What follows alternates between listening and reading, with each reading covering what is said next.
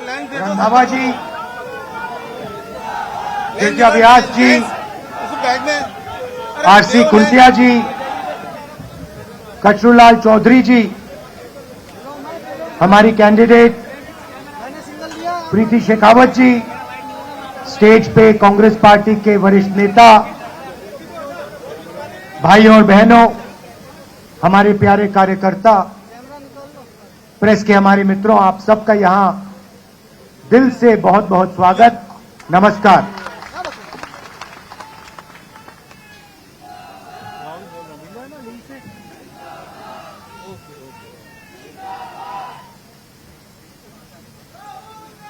आपने देखा होगा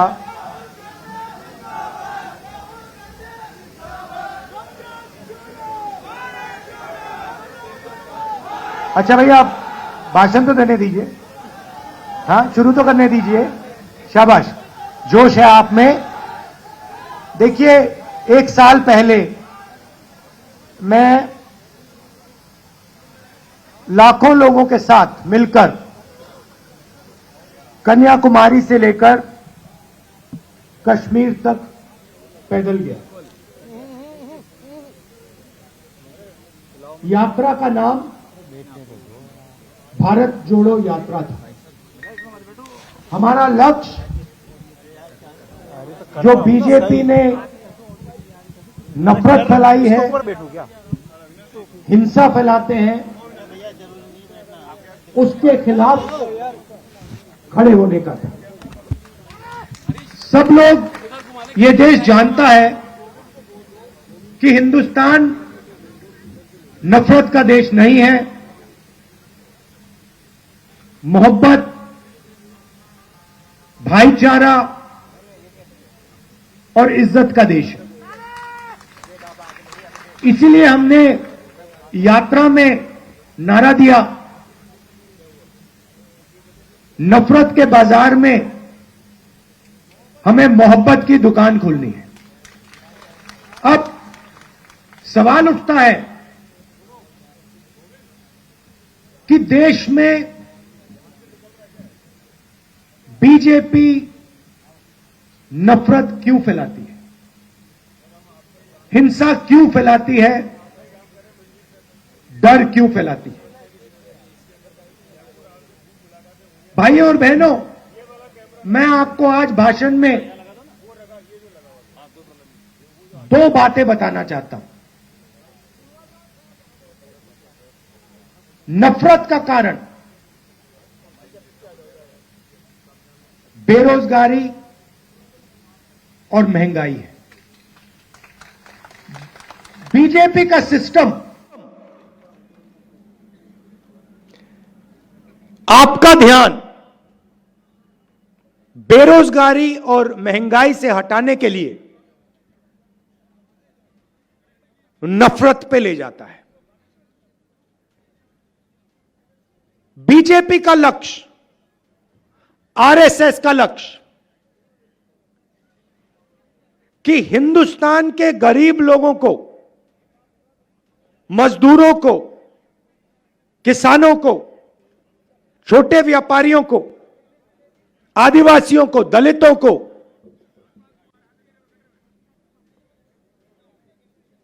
धन ना मिल जाए। वो चाहते हैं कि धन, हिंदुस्तान सोने की चिड़िया है, वो चाहते हैं कि इस सोने की चिड़िया का पूरा धन चुने हुए लोगों के हाथ में रहे, अरबपतियों के हाथ में रहे, और आदिवासी, दलित, पिछड़े लोग इस धन के बारे में सवाल ना उठाए। यहां आदिवासी बैठे हैं, हम आपको आदिवासी कहते हैं, वो आपको वनवासी कहते हैं।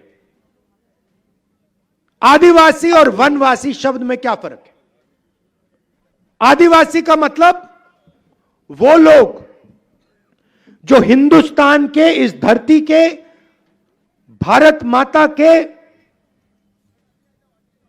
पहले मालिक थे।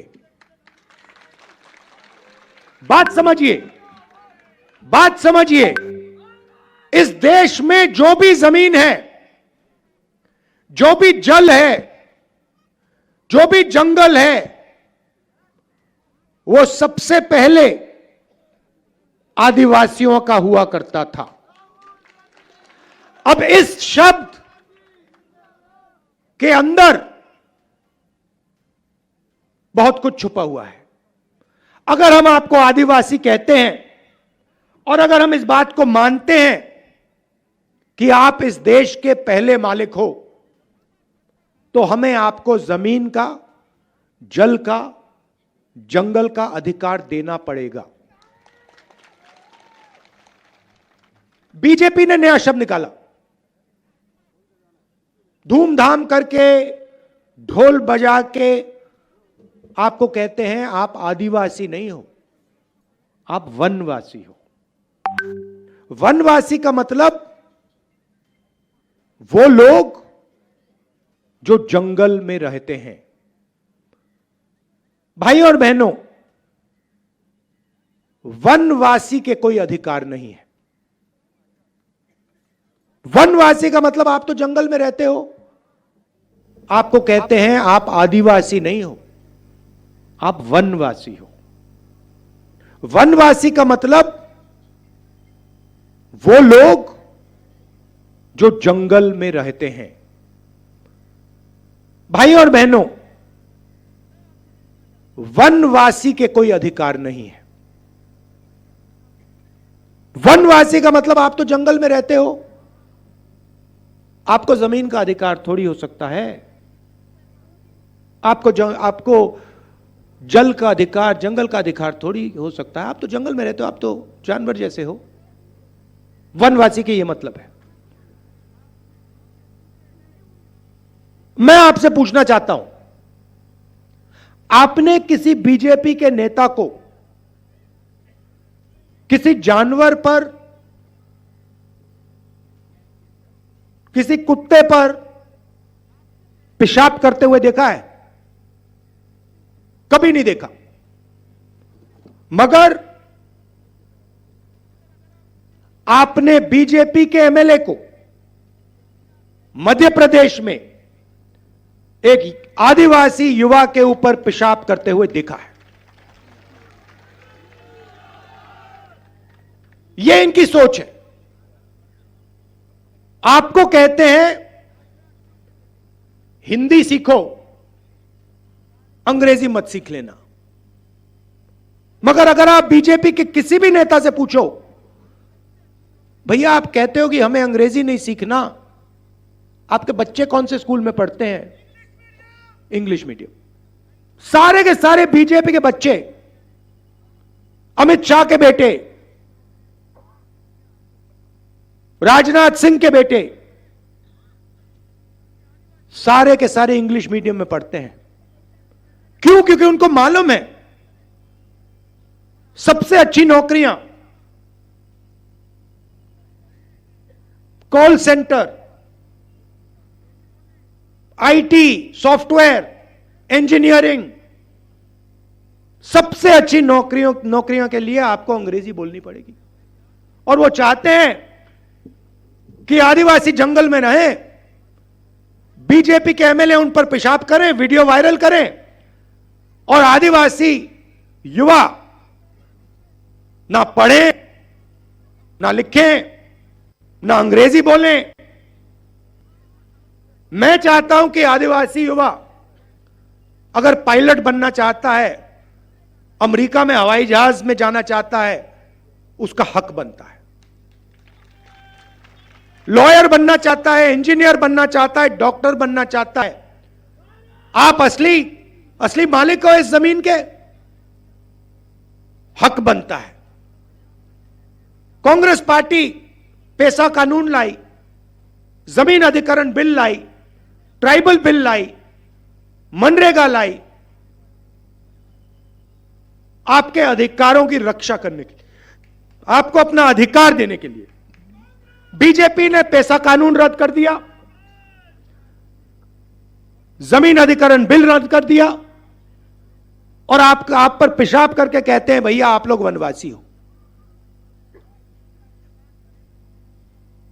पहले हर भाषण में नरेंद्र मोदी आदिवासियों को वनवासी कहता था।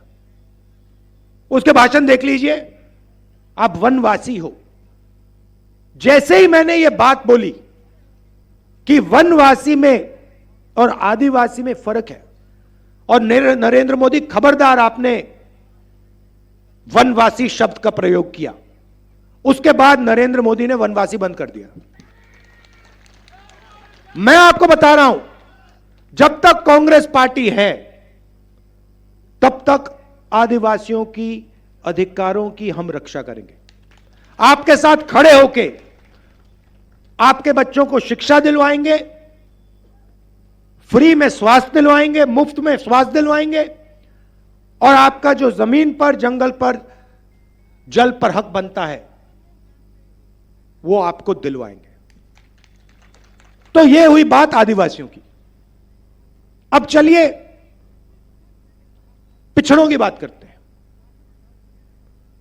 देश में कम से कम 50% पिछड़े लोग हैं। ऑफिशियल रिकॉर्ड नहीं है,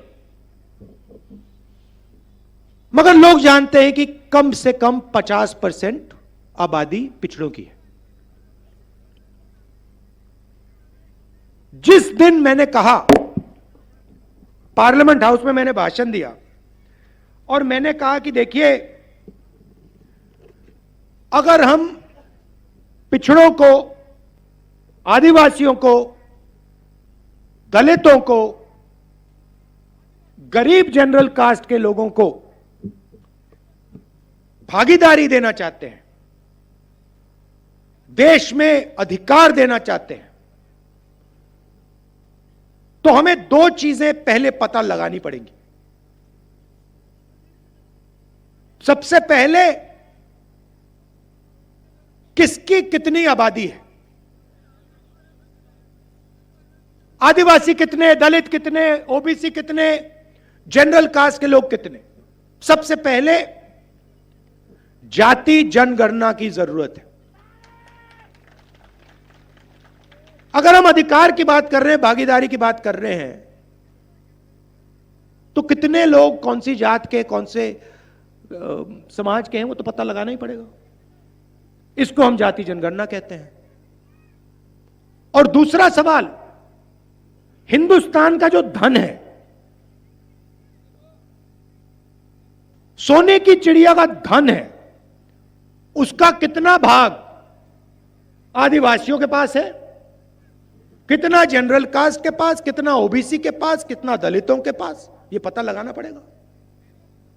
इसके बिना देश आगे जा ही नहीं सकता। इसके बिना भागीदारी की बात करना बिल्कुल खोखला है। अगर हमें यह नहीं मालूम कि कितना धन किसके पास है और किसकी कितनी आबादी है, तो भागीदारी की बात कैसे करेंगे। तो मैंने पार्लियामेंट में साफ कहा कि भैया, पहला कदम देश का एक्सरे करना है। जैसे किसी को चोट लगती है, डॉक्टर के पास जाते हैं, कहते हैं भैया एक्सरे कराओ, टांग टूटी नहीं टूटी, हाथ टूटा नहीं टूटा। अब लोगों को दर्द हो रहा है, देश में आदिवासियों को, दलितों को, पिछड़ों को दर्द हो रहा है, लोगों को समझ नहीं आ रही बात, दर्द क्यों हो रहा है। इसलिए जाति जनगणना देश का एक्सरे है, यह पहला कदम है। अब मैंने यह पार्लियामेंट में बोला, नरेंद्र मोदी जी जाति जनगणना करिए। यूपीए के समय हमने आंकड़े निकाले थे, देश को दिखा दीजिए। उस दिन के बाद नरेंद्र मोदी जी के भाषण बिल्कुल बदल गए। पहले यहां राजस्थान में आते थे, मध्य प्रदेश में जाते थे, छत्तीसगढ़ में जाते थे, कहते थे मैं ओबीसी हूं, मैं ओबीसी हूं। हर भाषण में 10-15 बार मैं ओबीसी हूं, मैं ओबीसी हूं। जिस दिन मैंने जाति जनगणना की बात की, जिस दिन मैंने कहा कि ओबीसी की आबादी कितनी है, उस दिन के बाद नरेंद्र मोदी कहते हैं, भाइयों और बहनों, हिंदुस्तान में एक ही जात है, गरीब। हिंदुस्तान में ना ओबीसी, ना आदिवासी, ना दलित, सिर्फ एक जात, गरीब। एक बात उन्होंने नहीं कही कि अगर एक जात गरीब है तो दूसरी जात अरबपतियों की भी है, अदानी अंबानी की है, उनकी स्पेशल जात है। ओबीसी शब्द भूल गए। चुनाव लड़ना है तो मैं ओबीसी, भागीदारी देनी है तो एक ही जात, गरीब। अब मैं आपको आंकड़े देता हूं और इनको आप अच्छी तरह सुनिए, क्योंकि इससे आपको पूरा का पूरा हिंदुस्तान और आपसे कैसे और कितनी चोरी हो रही है वो समझ आ जाएगी। अब अच्छी तरह सुनिए। देश को एमएलए और एमपी नहीं चलाते। आप किसी भी बच्चे से पूछ लो, बेटा क्या करना चाहते हो, वो आपको कहेगा मैं आईएएस में जाना चाहता हूं, मैं आईएएस का अफसर बनना चाहता हूं। सही या गलत? सही। देश को आईएएस अफसर चलाते हैं और हिंदुस्तान की सरकार को 90 आईएएस अफसर चलाते हैं।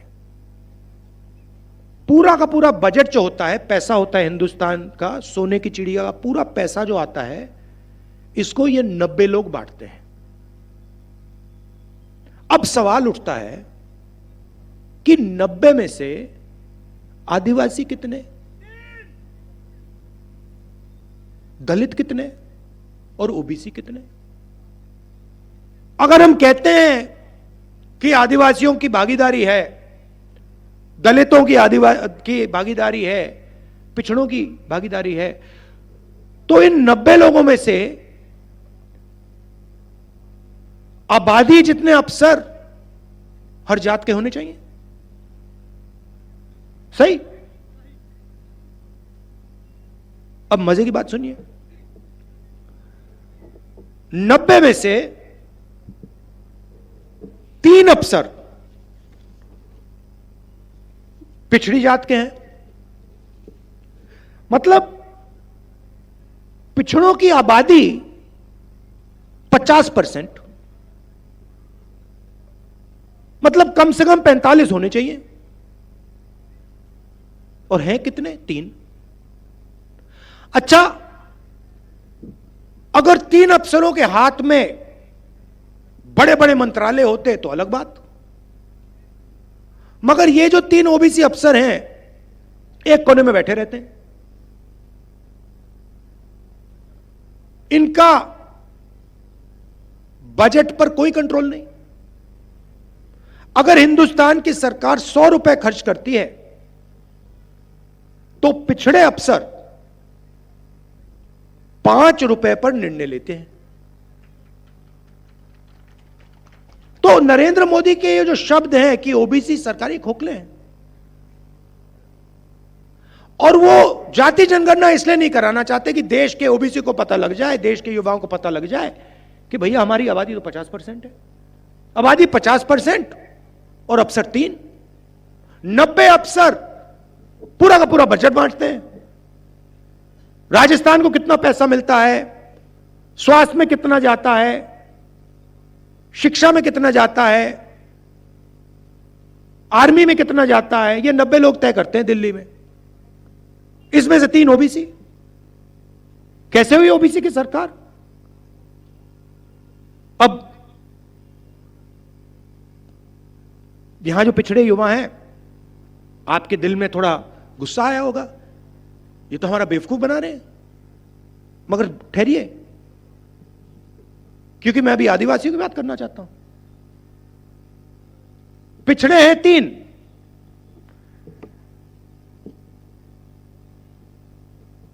आदिवासी भी 3, मगर फर्क क्या है? जहां 100 रुपए में से पिछड़े 5 रुपए का निर्णय लेते हैं, 100 रुपए में से हमारे आदिवासी भाई बहन 10 पैसे का निर्णय लेते हैं। 10 पैसे का मतलब अगर हिंदुस्तान की सरकार 100 रुपए खर्च करती है तो आदिवासी अफसर 10 पैसे पर निर्णय लेते हैं।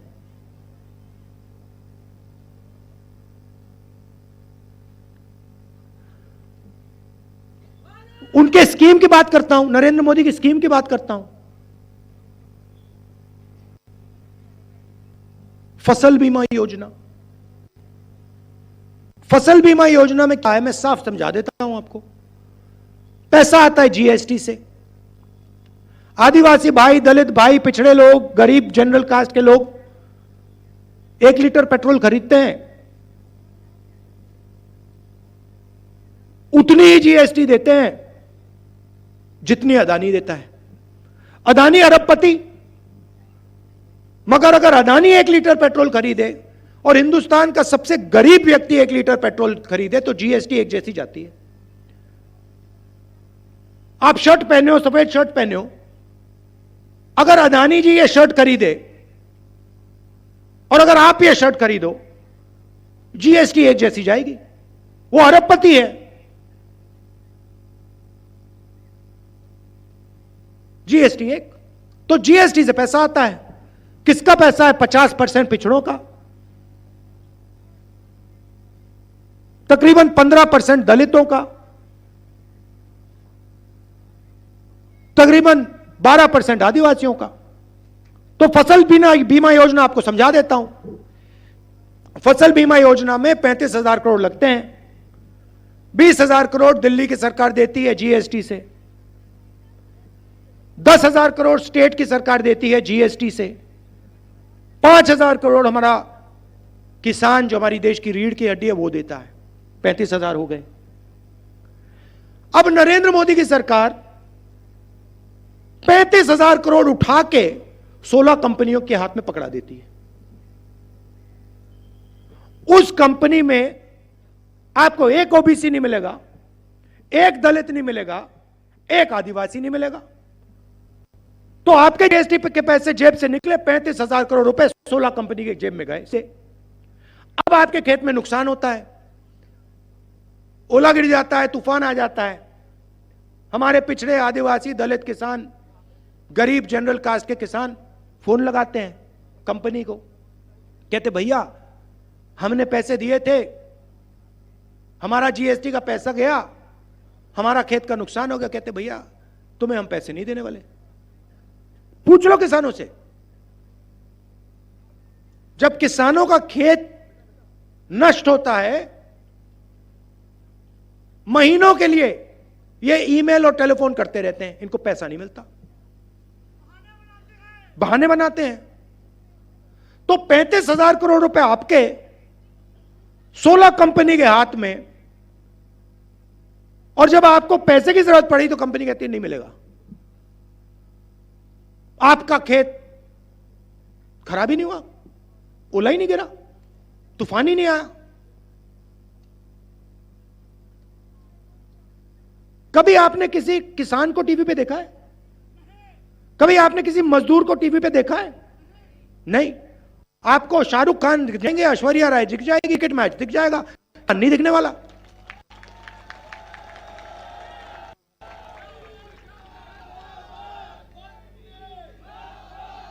उधर मजदूर फंसे हुए हैं उत्तराखंड में, मजदूर फंसे हुए हैं उत्तराखंड में, जमीन के नीचे धंसे हुए हैं। 24 घंटा मीडिया क्रिकेट की बात कर रही है, अच्छी बात है, 2 मिनट उनको भी दे दो, 2 मिनट हमें, हमारे मजदूरों को भी दे दो। तो मेरा कहना है, मीडिया में नरेंद्र मोदी का 24 घंटे चेहरा आता है। क्यों आता है? टीआरपी बढ़ती है। क्यों बढ़ती है? क्योंकि नरेंद्र मोदी जी इनका काम करते हैं, अदानी का काम करते हैं। अदानी, अंबानी और नरेंद्र मोदी जी, बहुत अच्छा सौदा है। नरेंद्र मोदी जी जीएसटी का पैसा उधर भेजते हैं और वो नरेंद्र मोदी का चेहरा इधर दिखाते हैं। तो ये फर्क है भाइयों और बहनों। अब मैंने साफ कहा है, राजस्थान में हमारी सरकार आएगी, जाति जनगणना तो हम यहां पे शुरू कर देंगे। और दिल्ली में आएगी तो पूरा देश का हम जाति जनगणना कर देंगे। पिछड़ों को, दलितों को, आदिवासियों को साफ बता देंगे, भैया आपकी आबादी कितनी है, दूध का दूध, पानी का पानी कर देंगे। ओ, नरेंद्र मोदी के मुंह से जाति जनगणना का शब्द नहीं निकल सकता। इतना पैसा जा रहा है भाइयों और बहनों आपके जेब से। दुख की बात है कि आपको भी नहीं पता लग रहा, आपको भी समझ नहीं आ रहा कि आपके जेब में से